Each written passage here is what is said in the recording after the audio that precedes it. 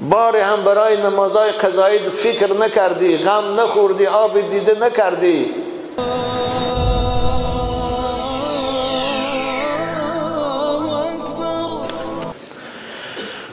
بابایشان شخص خدا به خبر بود، نماز نمیخواند، بعداً گاه نماز میخواند و گاه نمیخواند. او باید که قضاهایش را به جا بیارد، حساب خود را گم کرده است، باید چیکار کند؟ مصلحت دهید، التماس. خوب قضایی خواندن گیرد، البته معلوم است براش که چند سال نخوانده است، قضاییاش خواندن گیرد. 1 سال و 2 سال قضاییش که خواند شد، به گمانش بیاد که قضایی هم بود شدگی است، یا شاید بعضش مونده باشد.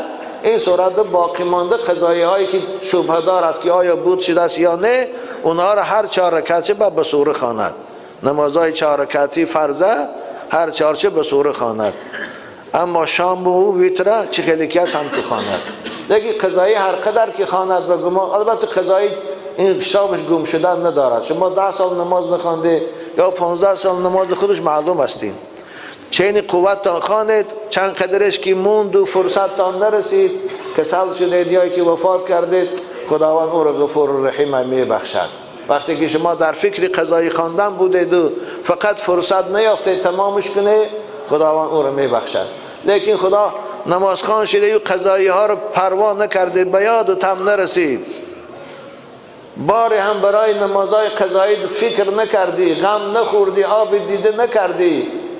این صورت بدان که خدا برای اون نماز قضایی پگم من شما را مؤاخذه سخت میکنه.